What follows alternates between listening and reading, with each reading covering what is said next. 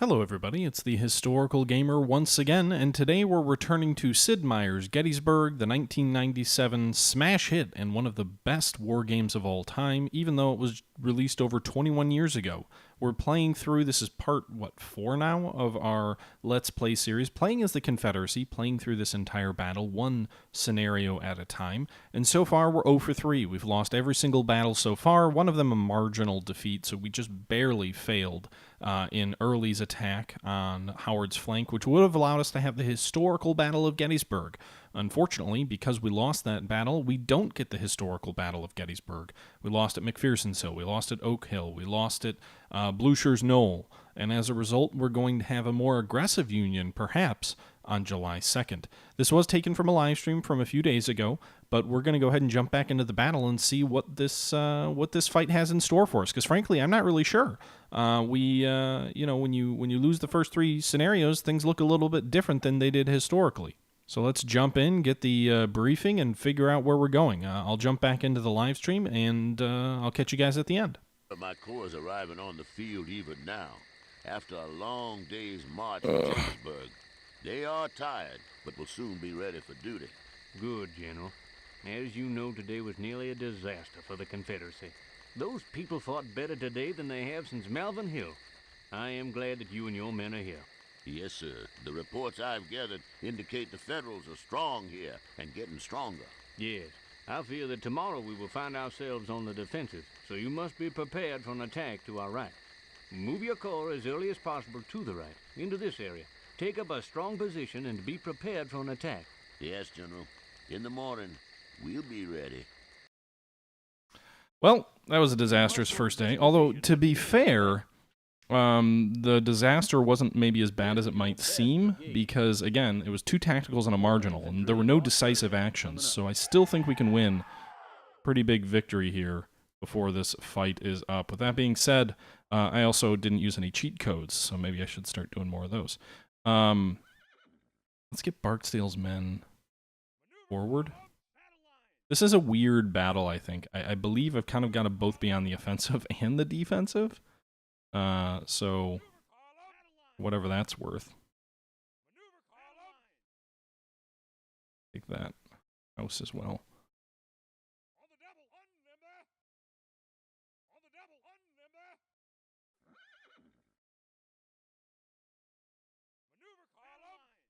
Alright, so we've got 3 objectives. 2 are currently white, 1 is red.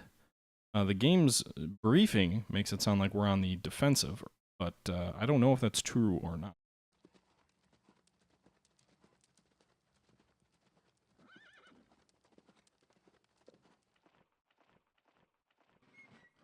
Let's do the good old Confederacy and sprint our men into position.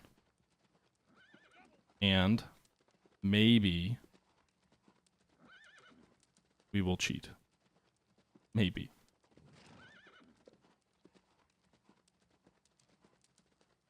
Good work, General! Well,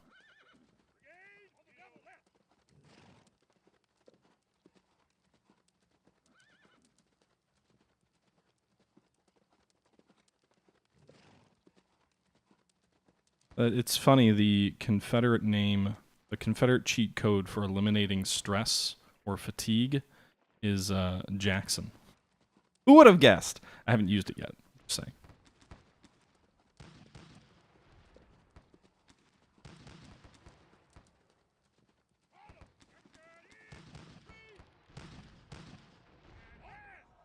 Okay, we may have just used it there.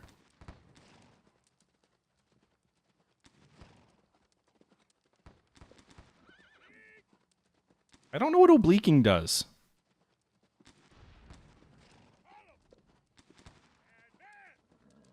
Oh god.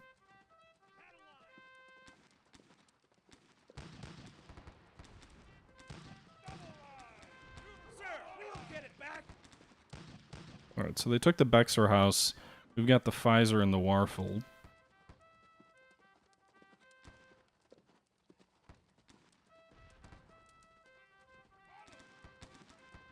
I'm trying to... I don't know what button I pressed. Alright. I'm not quite sure, but I want to get the frickin' trees back.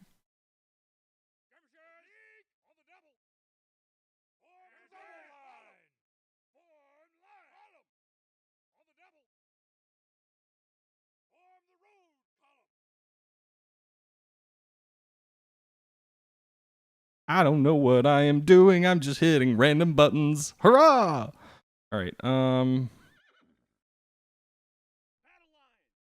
Brigade, wheel left.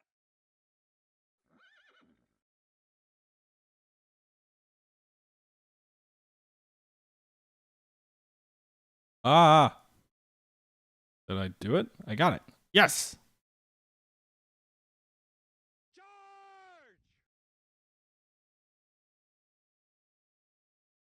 Charge! Yeah, we're not going to charge.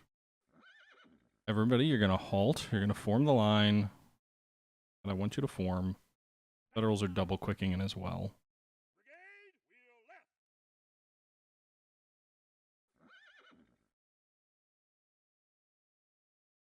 Move over to this farm. And interesting. Did the stress thing, but you guys all still have stress. What was that? Oh. So J for Jackson is what the interesting thing with this game is that if you have if you're doing cheats, you still have I don't know oblique. Don't know what obliques do.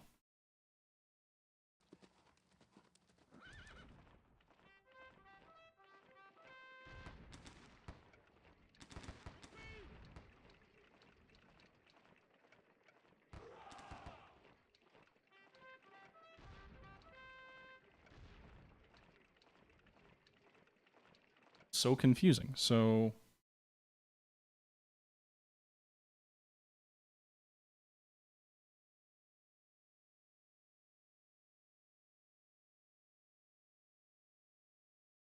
interesting. So whatever one of the buttons for one of the cheats actually is a button that also auto saves. Maybe it's only because we're caps locked. Apparently it's only because we're cap locked. These old games are weird. Really weird. Alright, so that is the last time I will cheat. I promise, guys. So caps lock throws everything off. Man, this is so old Windows 9Z 5Z. Knight. UNS for Wardazada. I can't tell your name, but Knight.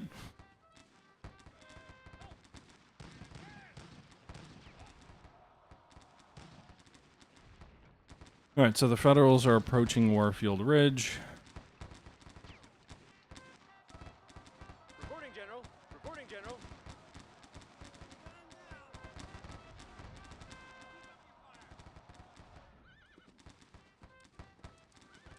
Alright, so we've got half our division, which isn't even committed yet. Problem is, half of it is committed, and are not exactly in the best of shape. We're going to bring in a whole brigade in on this flank. I was kind of hoping I could advance a strong force against the Wrecker home. I assume they wouldn't have, or I assume they'd have some of their forces over there, but it looks like the vast majority of them are committed to the Warfield's house, or farm, Warfield's farm.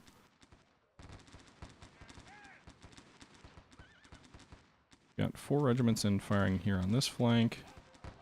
Again, the goal is to get as many of the Union troops out here in the open with our own troops in cover, so that we can hopefully outlast them. You guys are going to swing around to support. 2 of Kershaw's regiments are going to support the defense of the Waker farm.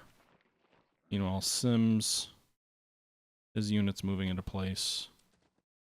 Kershaw's going to keep moving his troops into place. The goal was to overlap whatever defensive formation they have here. Probably swing you a little bit further south, so we've really got the ability to overlap their lines. Now it's developing more to just be a linear attack on them. Move those guys over to Warfield Ridge. Warfield Ridge is where Longstreet historically launched his echelon attack against Sickles.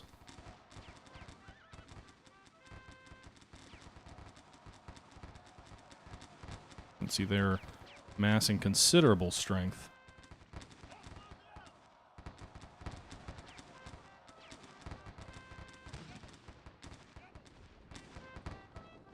against our position over here. I don't even know where their troops are. Did they just move something in and then quickly retreat it? I don't know, but whatever it is, it's not going to be worth 2 brigades. We're going to move Kershaw over to try and flank the whole Federal attack. Semmes should be able to take the Besker House by himself. Visitor House is what we have to hold our position.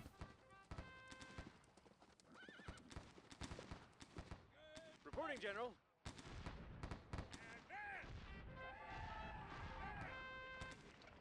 Alright, so we're approaching that farm. We could move in and take the Rose House, theoretically. If we can roll their flank up. The real issue is the amount of pressure that they're bringing back here. We're going to fall the 18th Georgia back a bit. Good defensive ground, and they've got the high ground, but there's a lot of regiments firing at the 18th Georgia. So they took the Warfield farm.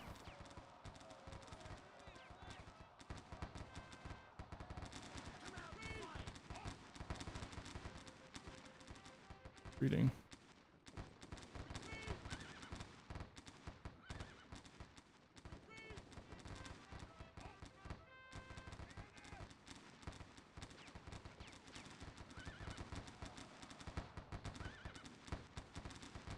So they're overwhelming us over here. Alright, so we retook the house. Kershaw, get your men into frickin' position already. Need to advance. That's the other thing. You get a sense for how long it takes to move your... That's a good point, actually. Something this game does a tremendous job of is communicating to you, the player, how long it takes to move men into position to attack. There's a comment in the movie Gettysburg about how it's going to take Heath the better part of the morning to get his division into position, to be able to respond to the Federal cavalry that he's facing. Seriously, there's just a mountain of infantry up here. And this game really gives you the sense of that. Warford, your brigade sucks. Bring this artillery up here, point blank.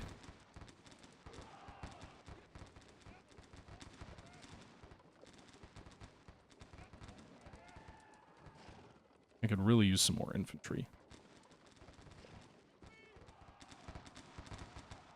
Alright, well they're breaking through on my left flank. I'm breaking through on their right flank. We're going to roll up their whole damn line. We've got Hood's whole division is arriving. That's good. Wouldn't be surprised to see the Federals get additional reserves, though.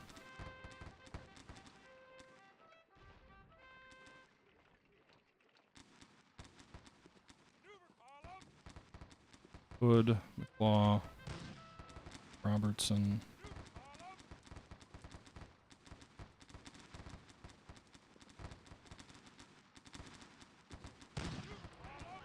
Semmes, you'll leave one regiment back here.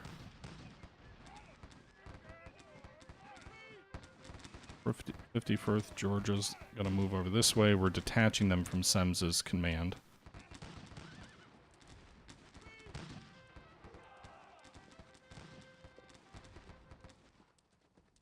Alright, so they've got a clear road to the Pfister farm, which is frankly the objective we have to hold to have any chance of turning this battle back to the historical battle.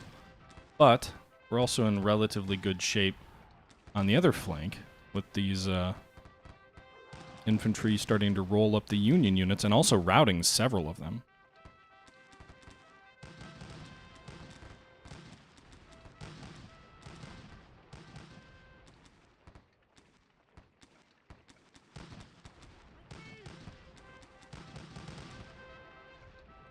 Barksdale, get back there. Got a bit of a clear shot. Let's do this. Rose Wheatfield?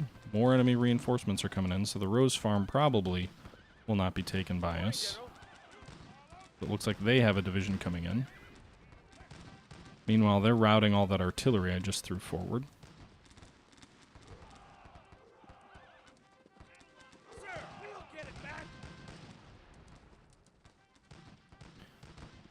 My plans are all laid waste. We're approaching the Pfister farm now. Wait, Pfister farm? I'm confused. I thought we took that objective. Or we retook it, I guess?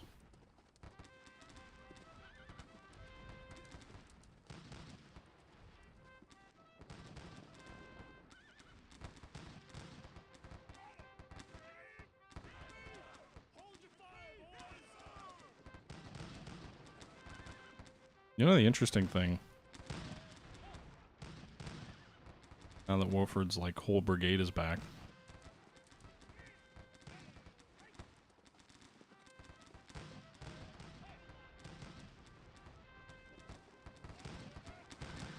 I didn't actually want everybody to rally. Not that I was upset that they were rallying, but that wasn't the actual intent there. The interesting thing is when you do put a cheat code in, it seems like the enemy almost, or your troops almost always retreat if they're engaged when that cheat code ends.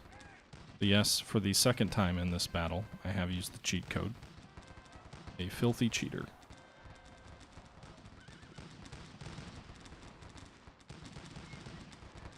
The other thing I wish your artillery would do is if they're just sitting, like, you guys can just unlimber, you know. You don't need to wait for my order.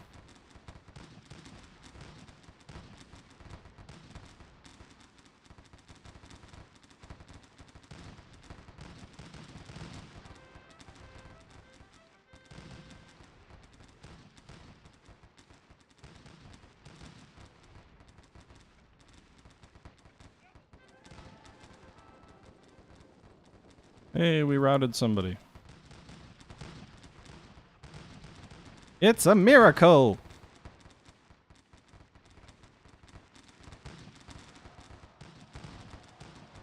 Alright, so we're holding up a good, like a whole division with that one brigade over there by the Rose Farm.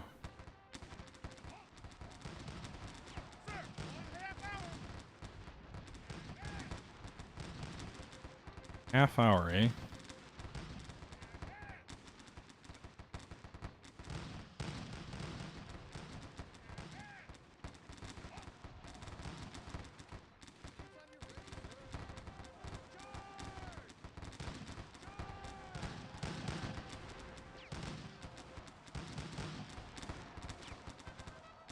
I wonder if that's why the enemy lines sometimes feel squishier than they otherwise should, if the AI is overusing skirmishers.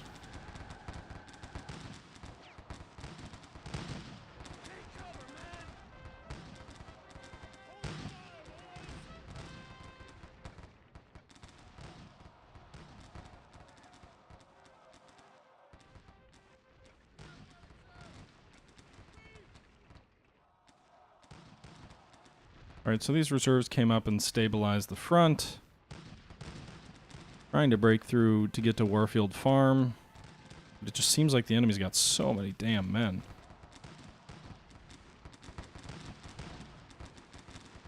Doesn't even really feel like I'm not using mine effectively. It just seems like they've got so many men.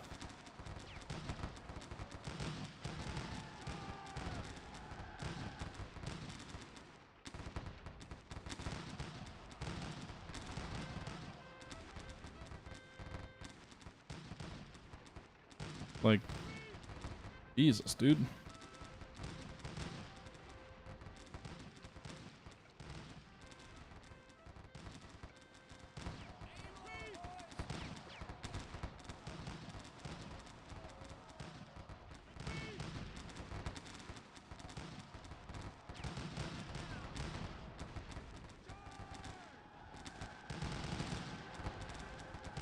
All right. So we've got, what, like 15 minutes left?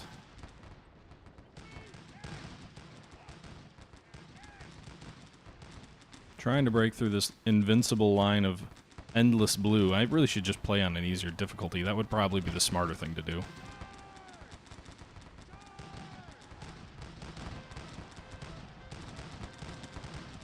I will say that on easier difficulties in this game, the AI tends to just roll, like, charges are just like nukes. Or at least that's my experience with them.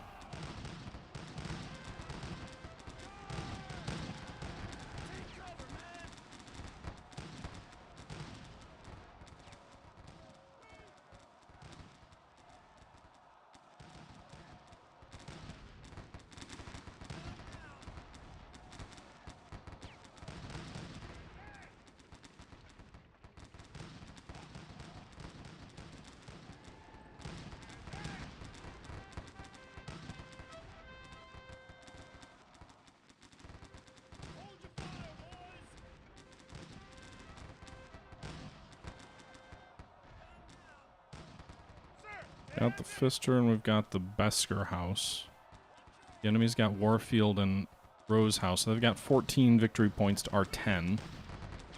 So this is going to be another Yankee victory.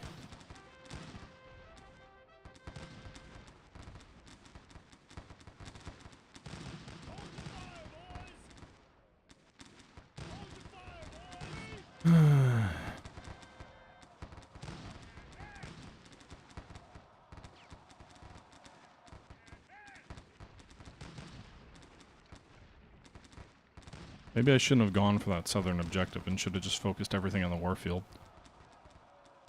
The farm.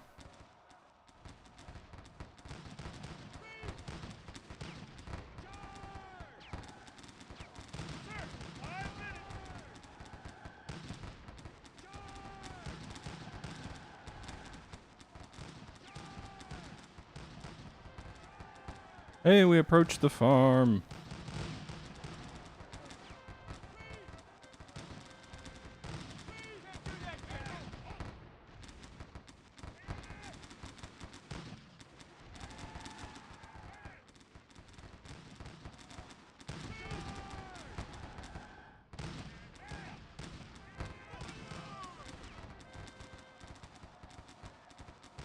Break the bastards.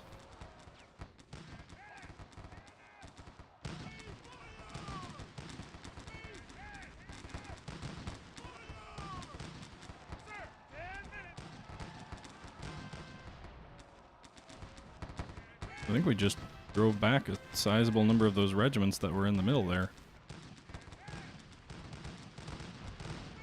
Not that I think it's something we can really exploit.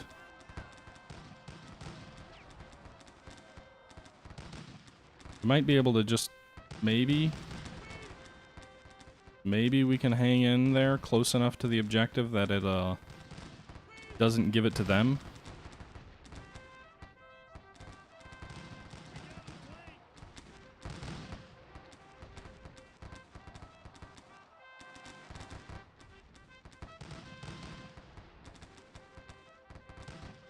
Hold enough of a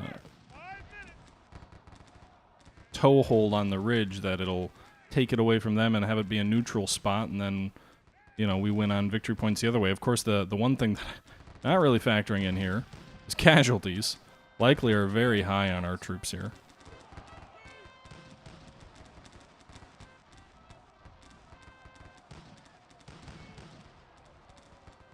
I don't know who just got routed. Sem's regiments over. So the ones that were fighting out near the Rose house. Where are we at time-wise? We're almost up.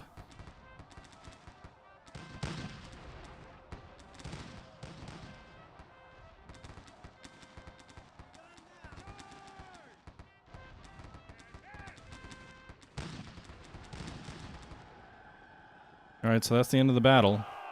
A marginal Union victory. So we lost 4,000 men to their 3,300. Again, we lose more men than them. Another Union victory. The most effective unit, Barksdale's 13th Mississippi. The hardest fighting unit, Barksdale's 13th Mississippi. The most effective brigade, Brewster's brigade. We did take 2 objectives. One objective was in the gray, and one was a Union-held objective. Well, another marginal victory for the Union. So the first 2 battles we fought were tactical victories for the Union. The last 2 have been marginal victories for the Union. We're getting a little bit better, but we still haven't been able to kind of get over the hump and help turn things around.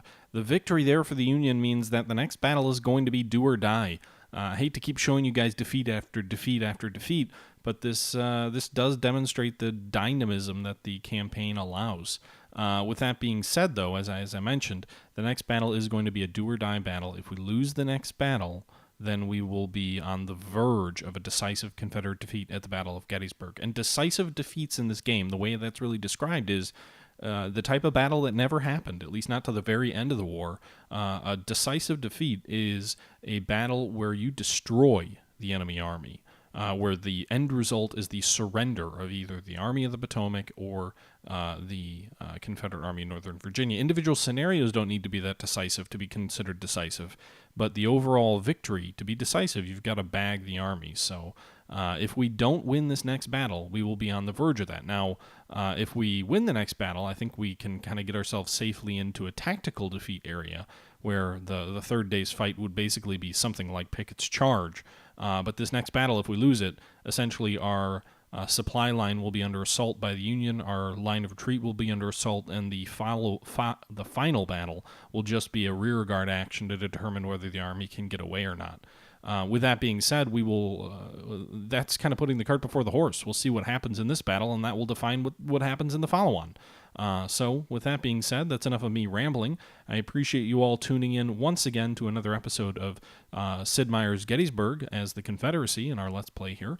And until next time, this is the Historical Gamer saying thank you for watching, and I'm out.